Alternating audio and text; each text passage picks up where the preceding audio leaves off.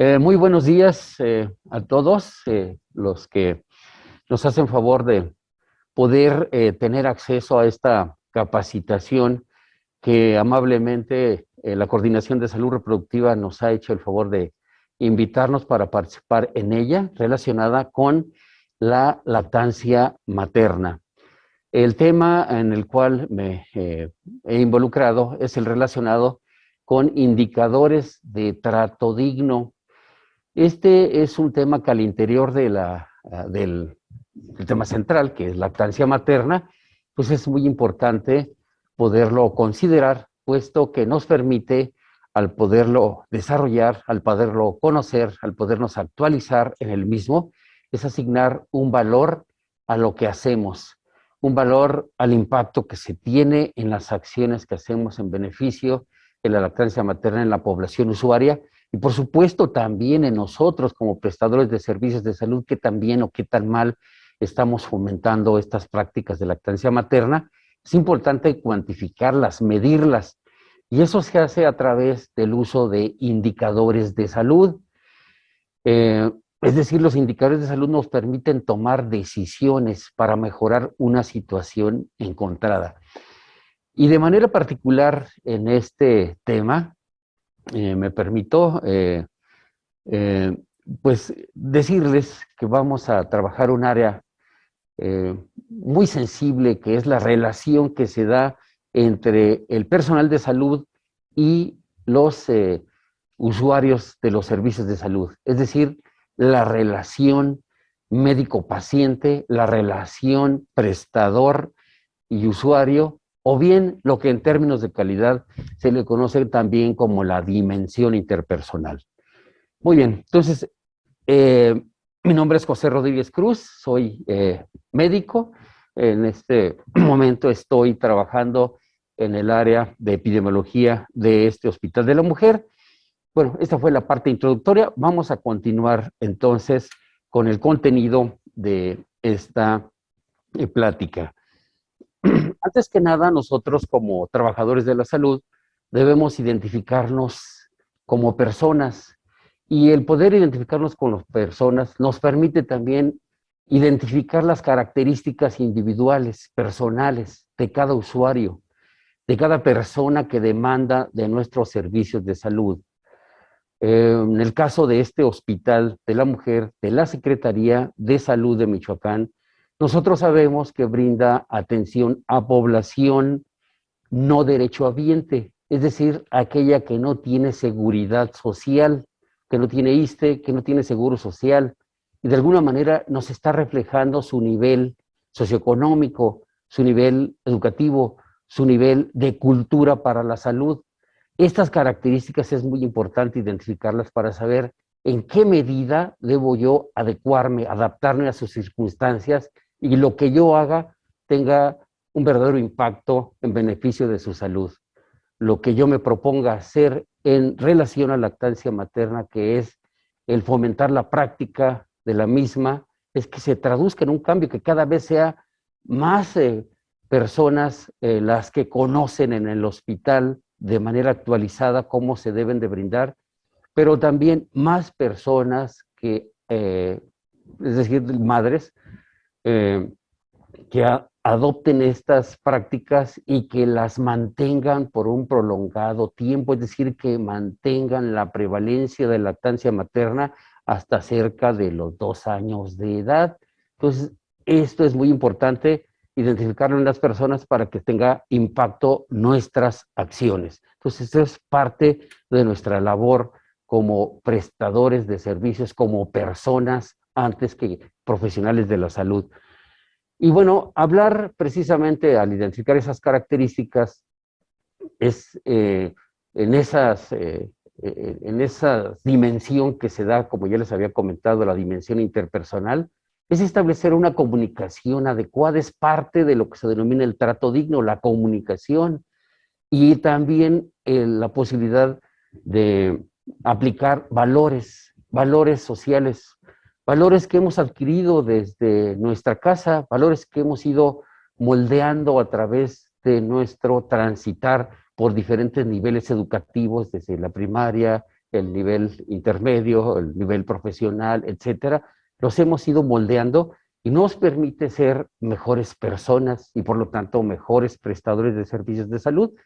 Entonces, en ese trato digno es eso, se refiere precisamente que yo trate con respeto antes que nada a los pacientes y que respete sus derechos. Y esto está establecido en diferentes documentos que a nivel nacional, en el caso de México, se han emitido, se han publicado. Existe una Carta de los Derechos Generales de los Pacientes en los cuales, como ustedes pueden apreciar en el punto número 2, se habla precisamente de ofrecer un trato digno y respetuoso a todas las personas que demandan de nuestros servicios. Y al interior de ese trato respetuoso y digno, pues se relaciona con otros derechos que están también considerados en esta Carta de los Derechos Generales de los Pacientes, como es el número 3 también, es ofrecer información suficiente, clara, oportuna y veraz, el permitirles que de manera libre ellos decidan sobre su atención, está también fundamentado como parte de los derechos en ese trato digno,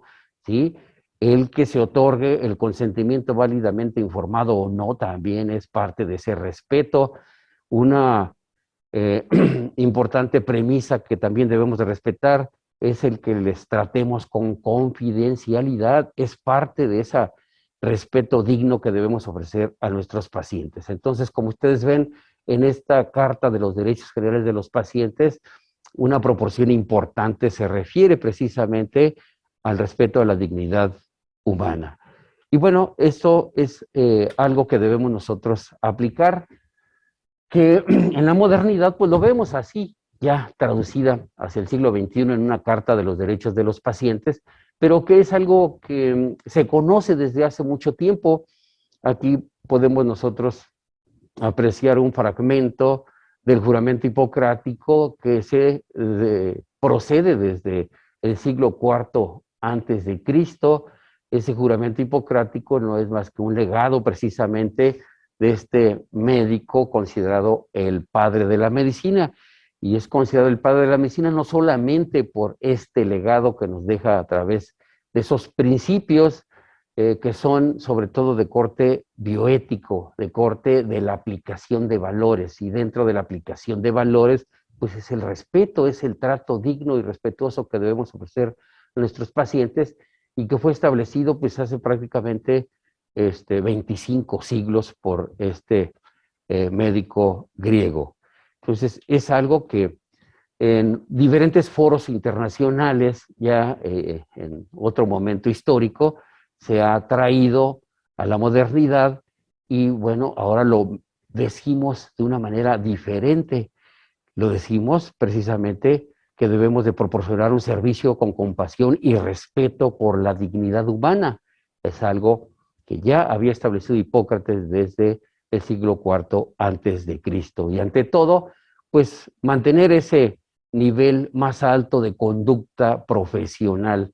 Y hablar de conducta, pues es hablar precisamente de esos principios, de esos valores que desde el punto de vista bioético, pues fueron establecidos también desde hace mucho tiempo, y que bueno, ahora los están considerados, están incluidos en códigos de bioética.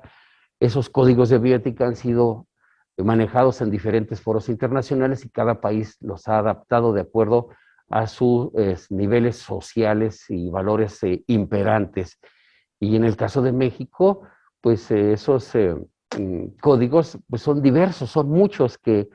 ya mencionamos uno hace un momento, la Carta de los Derechos Generales de los Pacientes, se desprende precisamente de lo que se dice a nivel internacional y que cada país lo va adaptando. Aquí vemos cómo México los va adaptando y aplicando a través de diferentes documentos en los cuales se establecen estos códigos y en los cuales está implícito ese derecho a la dignidad humana. Y bueno, tenemos un código de bioética para el personal de salud, un código de conducta para el personal de salud, un código de ética en lo general, una carta de los derechos generales de los pacientes, una carta también de los derechos generales de los médicos. Es una forma en la cual, en el caso de México, se han adaptado estos códigos de bioética en lo cual está implícito este respeto brindar una atención digna a los pacientes de manera equitativa. Y de manera particular en la Secretaría de Salud de Michoacán y en el Hospital de la Mujer de esta misma institución, podemos apreciar aquí un documento, es un oficio que fue emitido el día 19 de mayo de este año, es decir, del 2022. Estamos hablando de hace un par de meses que se emitió este oficio y en el cual se da la indicación por parte del doctor Elías Ibarra Torres, secretario de Salud en este momento, en esta institución, para que a su vez la doctora Olivia Aleida Cardoso Navarrete, como directora de este Hospital de la Mujer, nos instruya a todos a que brindemos una atención con respeto, con trato digno. Es lo que dice de manera sintética este documento que estamos viendo aquí en pantalla. Entonces, es una forma también que de manera local se bajan estos principios que hemos venido manejando desde hace, les decía, más de 25 siglos. Permítanme un momento, que está aquí una alarma sonando. Listo. Podemos continuar. Muy bien. De esa manera, entonces, al aplicar estos principios aquí en lo local, pues estamos formando una institución, estamos formando una organización, estamos formando un hospital de acuerdo a las necesidades de cada paciente, de acuerdo también a las características que tiene este hospital en cuanto a infraestructura, en cuanto a equipamiento, en cuanto a la aplicación de los principios, de los valores, de los procesos, de los protocolos, adecuado a las circunstancias que se tienen en lo particular. Y de esta manera estamos diseñando entonces la unidad médica que nosotros queremos. Pero esa unidad médica que nosotros queremos no solamente depende de lo que disponemos desde el punto de vista de infraestructura o desde el punto de vista del conocimiento médico, de la ciencia, de la tecnología de que se dispone o de los protocolos de atención que de manera particular se aplican en esta unidad médica para tratar los diferentes motivos de atención que demandan servicios, sino también de la importancia que tiene la parte de la conducta humana, la parte de la conducta del personal de salud, la parte de la aplicación de esos valores, de esos principios éticos, dentro de ellos ese respeto hacia la dignidad humana, y que para fines de aplicación de cualquier intervención, llámese lactancia materna o atención directa al paciente, quirúrgica o médica, debemos aplicarlo. De tal manera entonces que la aplicación de esos enfoques para evaluar el cómo hacemos el trabajo, tomando en cuenta la infraestructura, los procesos, pero sobre todo la conducta, es asegurarnos que cada persona reciba exactamente el cuidado adecuado de acuerdo a sus necesidades individuales y considerando los recursos que dispongamos y los valores sociales imperantes en nuestro entorno. Y bueno, aquí pues habíamos comentado que para fines de evaluar qué tan bien hacemos las cosas, consideramos, sí les había comentado la parte de la infraestructura, pero también del proceso, pero también de la conducta humana. Y dentro del proceso relacionado con lactancia materna, pues es muy importante evaluar y cómo aplicamos todos esos conocimientos que tenemos acerca de lo que nos estamos actualizando en materia del tema. Eso es parte del proceso, ¿sí? Y el proceso, pues es eso, son actividades, son acciones que nosotros hacemos de manera coordinada para tratar de cumplir un propósito, que en el caso de lactancia materna, pues es aplicar esos también 10 pasos de la lactancia materna y otras 3 estrategias más, dentro de las cuales se encuentra la atención amigable que se desprende del brindar precisamente esta atención amable, respetuosa, digna hacia las personas, y que lo hacemos en las diferentes áreas del hospital. Lo hacemos en el área de consulta externa, en el área de urgencias, en el área de hospitalización, en terapia intensiva, en los servicios auxiliares de diagnóstico, rayos X, laboratorio, etcétera. En todas las áreas donde nosotros tenemos la posibilidad de ofrecer servicios, estamos aplicando esos procesos. Y de manera particular en lo que se refiere a medir, a cuantificar qué tan bien o qué tan mal ofrecemos ese trato adecuado, ese trato respetuoso, ese trato digno, se hace a través de una encuesta. Esta encuesta se hace a través del área de calidad en el Hospital de la Mujer y en todas las instituciones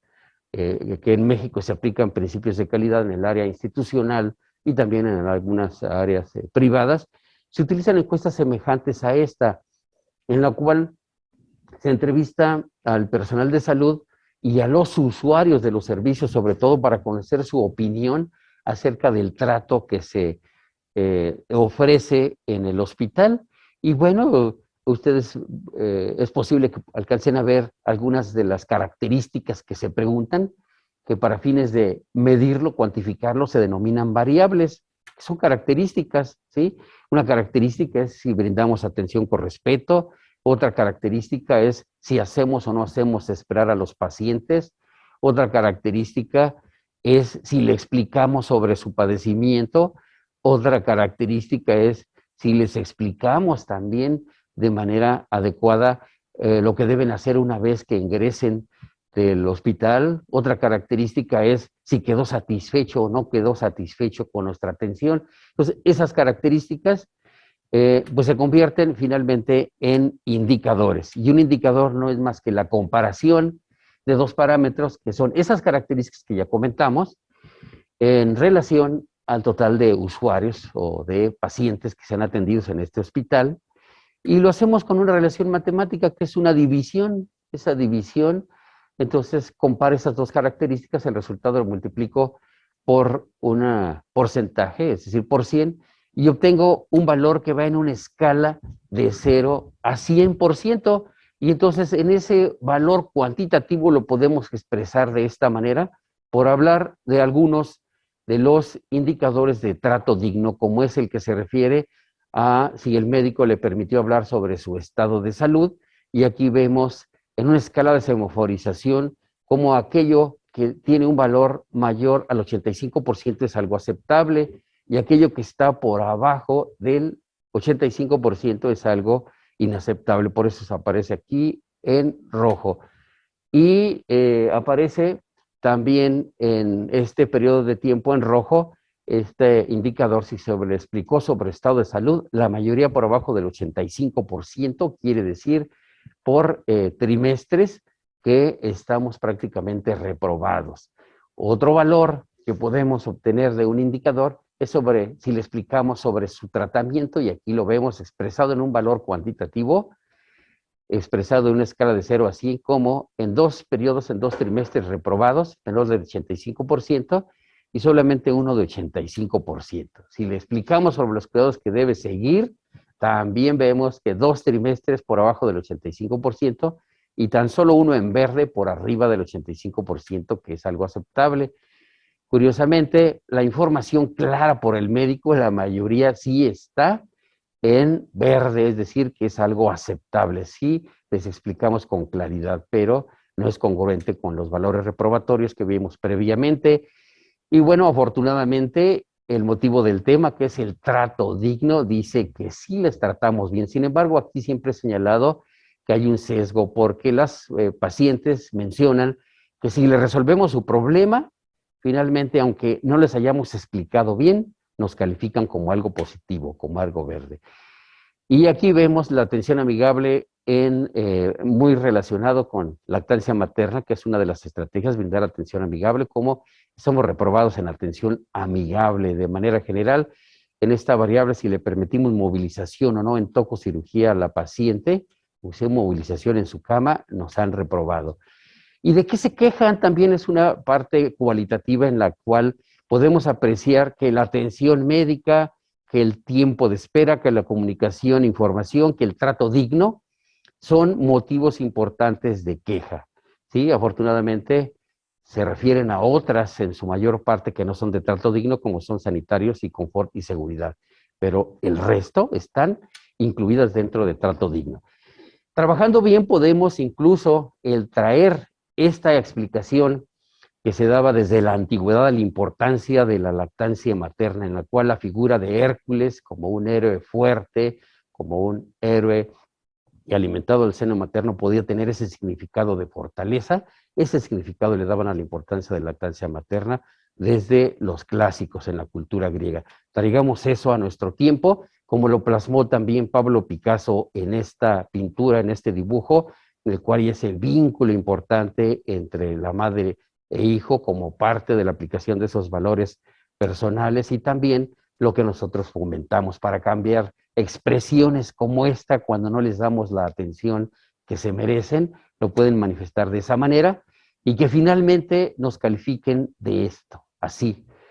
poniéndonos un 10 por la atención recibida. Quedémonos con esto cuando nosotros hacemos bien nuestro trabajo. Y finalmente tener este impacto importante que es tener pacientes satisfechos, empezando bien desde el nacimiento. Muchas gracias por su atención, les agradezco mucho su tiempo.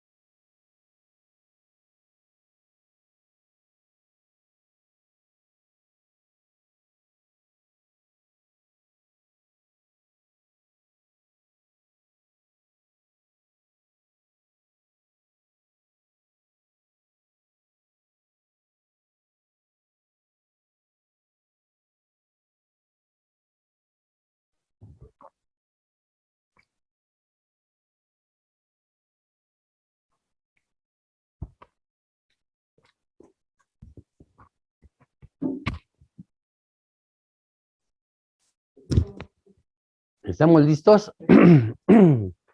Déjenme tomar otro traguito de agua para tener fluidez en la voz.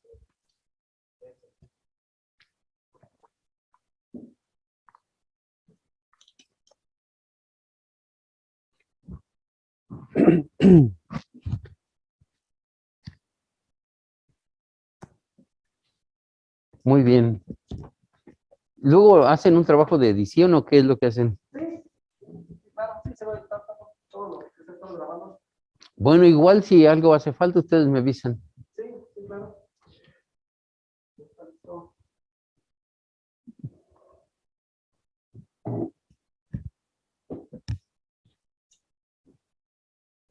Buenas tardes a todos. Agradezco la invitación de la Coordinación de Salud Reproductiva de este Hospital de la Mujer para participar en este curso de lactancia materna. Soy el doctor José Rodríguez Cruz. En este momento estoy adscrito a la Jefatura de Epidemiología Hospitalaria y vamos a trabajar con ustedes en los minutos subsiguientes un tema incluido en este curso de capacitación relacionado con lactancia materna y VIH. Hablar de VIH, SIDA, es hablar de un problema de salud mundial, es hablar de una enfermedad emergente de preocupación internacional y que de manera directa afecta a toda la población. Todos tenemos el riesgo de tener la posibilidad de adquirir esta enfermedad, unos con mayor riesgo, otros con menor riesgo. Entonces, se trata de un problema que afecta a todo el mundo. Este tipo de enfermedades incluidas dentro del grupo de las enfermedades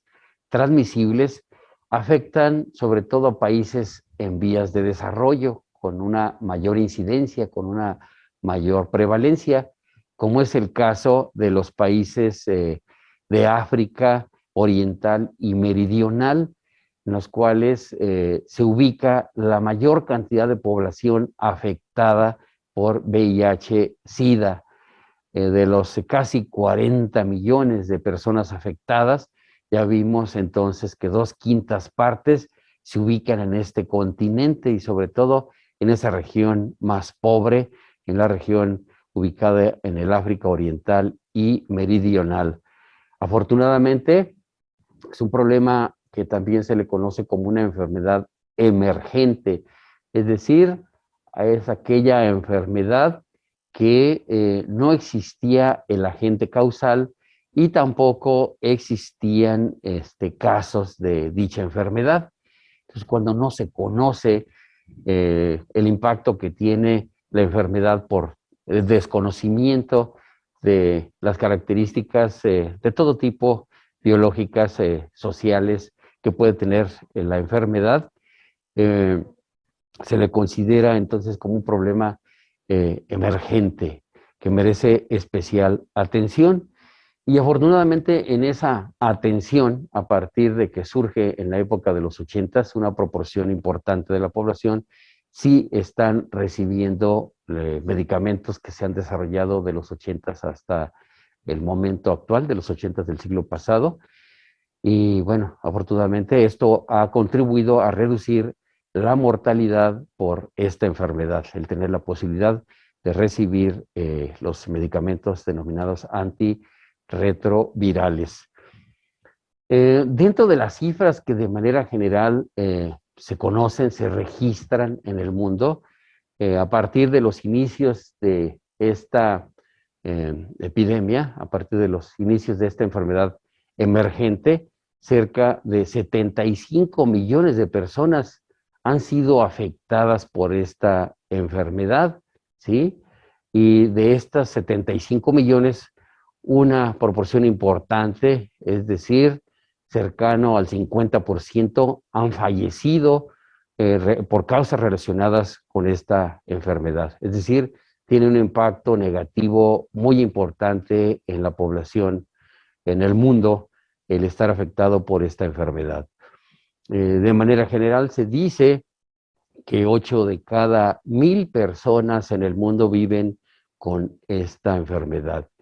En el caso de México, ubicado en América Latina, se encuentra también con alrededor de una incidencia de 4 de cada 1,000 personas que viven con VIH-Sida. O sea, sí tiene una frecuencia muy significativa, muy importante, y que puede tener pues, impacto en la salud de la población en lo general. En el caso de América Latina, afortunadamente, es una de las regiones del mundo en las cuales se tiene mayor disponibilidad de medicamentos, cercano al 50% de las personas que viven afectadas por esta enfermedad disponen de medicamentos antirretrovirales para poder disminuir el riesgo de morir en un periodo corto de tiempo por esta enfermedad. De casi 2 millones de personas afectadas en esta estadística que se dispone en América Latina, una cifra muy significativa también,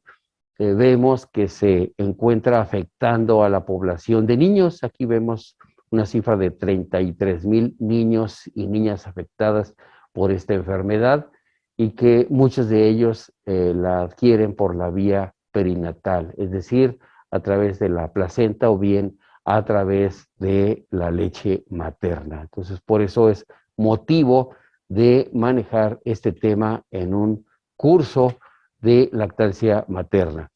Estamos viendo la parte epidemiológica y algo más en relación a este apartado. Podemos ver que en el caso de México, la mayor cantidad de los casos que se reportaron en ese periodo de tiempo que ustedes ven en el encabezado, la mayoría son hombres, son de sexo masculino, es decir, de un total de 74,000, en números redondos, personas afectadas, 56,000, casi 57,000 personas son hombres y el resto son mujeres. Es decir, la mayor proporción está representada por la población masculina de las personas afectadas. Y como reflejo de la situación nacional, lo podemos apreciar también a nivel estatal. Y aquí en el caso de Michoacán, vemos para ese periodo de tiempo un total de 1,195 personas afectadas, de las cuales corresponden 824 hombres y tan solo 331 mujeres. Sigue siendo entonces una mayor predominancia en el sexo masculino de afectación por esta enfermedad, lo cual representa 1,6% de la proporción de personas afectadas en la población michoacana en relación al total nacional, que es el 100%. Es una cifra baja, pero de alguna manera es significativa también de acuerdo a la población que tiene el estado de Michoacán. En otra parte muy importante que se considera dentro de esta visión epidemiológica es observar, es revisar las formas de transmisión de esta enfermedad. Sabemos que las formas de transmisión más comunes pues es la vía sexual, la vía perinatal y la vía sanguínea. Sigue predominando en la vía sexual como la forma de transmisión que con mayor frecuencia puede reflejarse en las personas afectadas. Aquí vemos que del total de personas afectadas, 70,000 la adquirieron por la vía sexual, ¿sí? Lo cual representa más del 97% de las personas que adquirieron esta enfermedad fue por esta vía, por la vía sexual. No perder de vista, a pesar de que represente una proporción muy pequeña, el 1,4 de las personas afectadas adquirieron la enfermedad por vía perinatal, casi un poco más de 1,000 personas, casi 1,050, 1,045, representan el 1,4. Estas, digamos, son precisamente las personas que como parte del motivo del tema, VIH y lactancia materna, nos interesa conocer que es posible que también que esta enfermedad pueda adquirirse por esta vía, es decir, por la vía perinatal a través de la placenta o la leche materna. Y el resto, pues es por la vía sanguínea, que es la menor proporción, tan solo el 1% de las personas adquirieron la enfermedad por dicha vía. Si lo analizamos por grupos de edad, vemos aquí que de los casos registrados en el periodo señalado que se estudió en esta serie, podemos apreciar que la mayoría de las personas afectadas adquieren la enfermedad durante etapas de edad jóvenes, es decir, de 15 a 49 años, la mayoría están aquí, ubicados en estos grupos de edad. Y como ya lo habíamos comentado, la mayoría de ellos al estar en la etapa joven también están en etapa de una vida sexual activa y por lo tanto vemos que la mayoría de los casos son personas jóvenes y la adquirieron por vía sexual, ¿sí? También encontramos aquí estos casos que son los que nos interesan, que son adquiridos por la vía perinatal, que no representan una proporción importante, pero sí es básico, es fundamental conocer que también podemos encontrar casos que se adquieren por esta vía. Y el resto entonces es también por la vía sanguínea. Bien, desde el punto de vista epidemiológico hemos visto aspectos relacionados con su distribución a nivel mundial, cómo se ubica en América Latina y por sexo, qué grupo de edad es el más afectado. Sin embargo, en relación al tema que nos ocupa, es muy importante desde el punto de vista epidemiológico destacar las vías de transmisión que ya hemos señalado, ¿sí? En este esquema podemos destacar esas tres vías, por la vía sexual, por la vía sanguínea y por la vía perinatal, es decir, durante el embarazo, el parto o bien a través de la lactancia materna. Cuando se adquiere por vía sexual, puede ser por estas modalidades, es decir, por un hombre que no tenga la enfermedad con una mujer que sí vive con VIH. Y también puede ser a través de una relación en la que encontremos un hombre que vive con VIH con otro hombre que no tiene VIH. Y bueno, también lo podemos ver de esta forma, es decir, con una mujer que no tiene, que no es portador o que no tiene la enfermedad, con un hombre que sí padece la enfermedad, ¿sí? Y bueno, existen otros grupos de riesgo, como son las personas que utilizan jeringas que no tienen las condiciones para, de limpieza, de antisepsia, y que tienen el riesgo de poder transmitir el virus. O bien, la otra vía, que es la que más nos interesa, la vía perinatal, a la cual se puede transmitir también el VIH durante el embarazo, durante el parto o incluso, de manera importante, durante la lactancia. Entonces, destacando esta vía perinatal, ya lo comentamos, puede ser a través del embarazo, a través también, o durante la etapa del embarazo, durante el trabajo de parto y también durante la lactancia materna. Sí es importante para fines del curso destacar el riesgo que existe también de transmisión por la leche materna.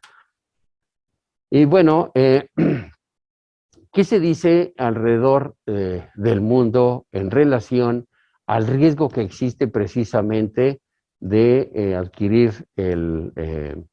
VIH a través de la vía perinatal? Es decir, que durante esta etapa, de manera general, habría que ubicar sobre todo el riesgo en las mujeres que están en edad reproductiva. Y bueno, en ese grupo de edad se reconoce que existe precisamente de manera importante una causa de mortalidad por esta causa en las mujeres que están en esta etapa, es decir, las que están entre 15 a 49 años de edad, que son las que están en edad reproductiva y que entonces existe el riesgo también de poderlo transmitir a sus recién nacidos o durante el embarazo, también antes del nacimiento. Bueno, es decir, el tener ese conocimiento nos permite entonces realizar intervenciones en salud para disminuir el riesgo de transmisión. Si no hiciéramos nada, es decir, si permitiéramos de manera natural que la enfermedad se desarrollara, entonces el riesgo es muy elevado. Aproximadamente el 35% de las madres seropositivas podrían tener la posibilidad de transmitir el VIH durante el embarazo y el parto. Y lo mismo también en el caso ya de manera particular hacia los recién nacidos, lo podrían adquirir también de un 10 hasta un 20% durante la lactancia materna, particularmente durante todo el periodo que se oferta el seno materno, que es durante los primeros 2 años de vida. Y este riesgo se va incrementando alrededor de 1% por cada mes que se ofrezca el seno materno. Es decir, sí hay un riesgo importante de transmitir el VIH a los recién nacidos y lactantes durante el periodo de lactancia materna. Por esa razón, la Organización Mundial de la Salud ha establecido ciertos lineamientos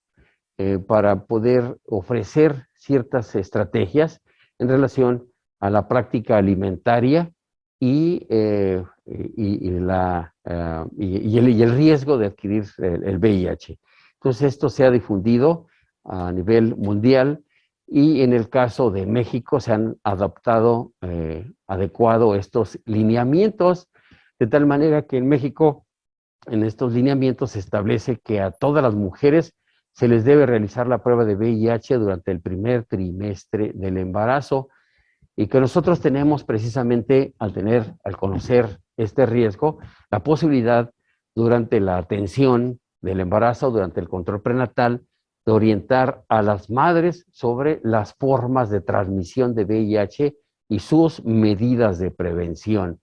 Esto es muy importante que se realice durante el control prenatal para sensibilizar a la usuaria y se acuda a los servicios a demandar la detección de VIH. Si no se cuenta con la posibilidad, una vez que se acuda a demandar atención, si no se cuenta con la certeza de que ya se tiene una detección, se puede realizar en el primer momento en que se demande la atención, incluso durante la etapa de puerperio. El proveer a la madre también seropositiva durante todo el embarazo de una terapia antirretroviral una vez que se identifique como seropositiva es una política que está establecida en México y que en el caso del estado de Michoacán se cuenta con una instancia que forma parte de la Secretaría de Salud de Michoacán, que es el Capacits, que no es más que un centro especializado para ofrecer servicios a población que tiene el riesgo de esta enfermedad y otras enfermedades de transmisión o infecciones de transmisión sexual, donde se les ofrece este medicamento, se garantiza que esté accesible durante el embarazo y durante las etapas posteriores una vez que termine el mismo, ¿sí? Bueno, y además es ofrecerles información para desalentar el uso de la lactancia materna mediante la prescripción de algún sucedáneo de lactancia materna. Estos sucedáneos, afortunadamente, en el caso del estado de Michoacán, también a través de esta misma instancia que ya les comenté, que es el Capacit, se tiene la posibilidad, al referir las pacientes a esta dependencia de la Secretaría de Salud de Michoacán, de garantizar que esté accesible y que esté aprobado por la propia institución los sucedáneos que se ofertan a la población que lo requiere. Es decir, sí se cuenta, sí está disponible a través del Capacit a la población que no tiene la posibilidad de ofrecer el seno materno por tener el riesgo de transmisión de VIH a su recién nacido, de tener el acceso a un sucedáneo de leche materna a través del Capacit. Por esa razón, en este Hospital de la Mujer, una política ya muy local y que se desprende de los lineamientos internacionales y nacionales, es no ofrecer el seno materno al hijo de madre con VIH, sino que más bien es orientarle sobre la posibilidad de ofrecerle un sucedáneo de leche materna. Este Hospital de la Mujer, como ustedes saben, cuenta con un banco de leche humana, un banco de leche materna. Habría que trabajar un poco más para tener la disponibilidad de leche materna que pase por todas las pruebas biológicas y físicas necesarias que garanticen su uso en aquellas madres, en aquellos recién nacidos hijos de madres seropositivas. Ese es, digamos que lo ideal cuando se cuenta con un banco de leche, el tener la posibilidad de ofrecer leche donada a otros recién nacidos que no tienen la posibilidad de recibirlo de manera directa de su madre. Trabajaremos con el banco de leche para ver la posibilidad de aplicar esta estrategia, iniciando por los recién nacidos de este Hospital de la Mujer que no tienen la posibilidad de recibir la lactancia materna de su mamá. Y bueno, dentro de las políticas también de esta unidad médica, pues es precisamente el establecer la detección de manera sistematizada de VIH a toda embarazada que acuda referida o no referida a esta unidad. Nosotros sabemos que somos un hospital de referencia, es el principal hospital en el estado al cual se refieren mujeres embarazadas. Recuerden que un poco más del 70% de las atenciones que se ofrecen en este hospital son precisamente relacionadas con la atención obstétrica. Es decir, somos el principal centro de referencia y debemos de tener precisamente sistematizado este proceso para que de manera oportuna o lo más oportuno posible podamos identificar a las embarazadas que tienen esa posibilidad o ese riesgo de ser seropositivas y establecer el tratamiento en cuanto se identifique como seropositiva y se tenga la posibilidad de que se indiquen los antirretrovirales necesarios. Y bueno, también es vigilar que la madre durante su estancia, si se identifica como seropositiva, pues se le ofrezcan el medicamento y se apegue al tratamiento indicado por su médico tratante. Es parte de lo que debemos hacer durante la estancia de las pacientes que demanden atención con estas características en el Hospital de la Mujer. Y bueno, pues por supuesto el tema que se relaciona precisamente al conocer el riesgo de transmisión a través de la leche materna es garantizar que el bebé no sea alimentado del seno materno, que tenga la posibilidad de recibir un sucedáneo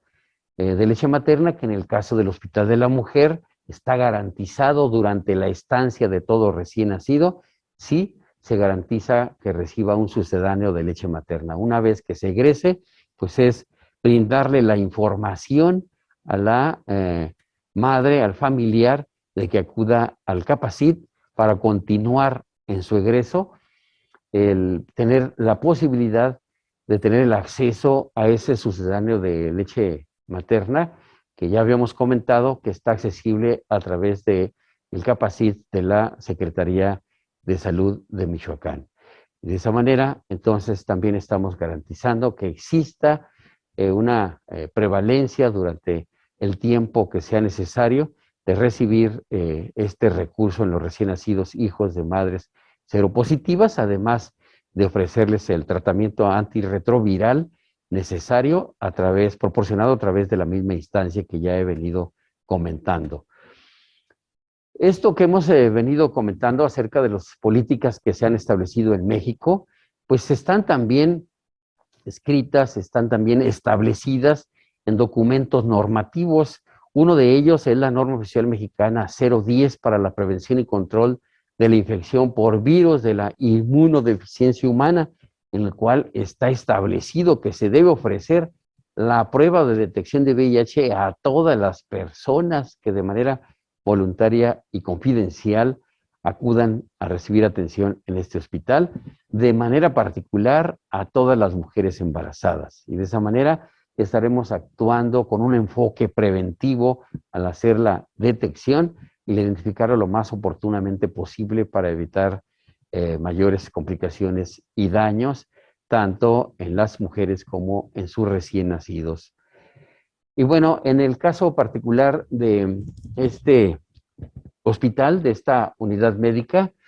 recientemente se recibió la indicación de la dirección a través de la subdirección médica que se trabajara a través de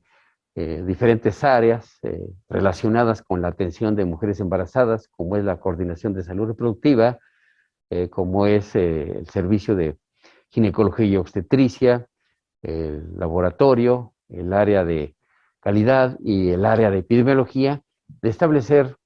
ya de manera sistematizada un proceso que unifique los criterios para que a toda mujer que acude a este hospital se realice esta detección. Entonces, en los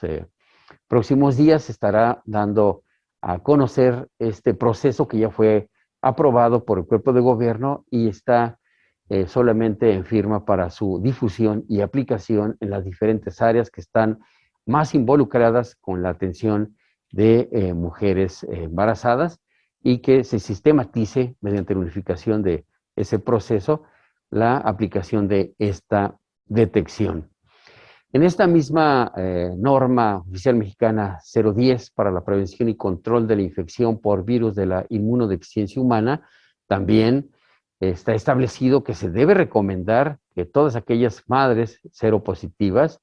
no ofrezcan, como ya lo habíamos comentado, el seno materno, sino que más bien se recomiende el uso de un sustituto de leche materna conocidos como sucedáneos y que ya comentamos cómo se garantiza el acceso a dicho sucedáneo. También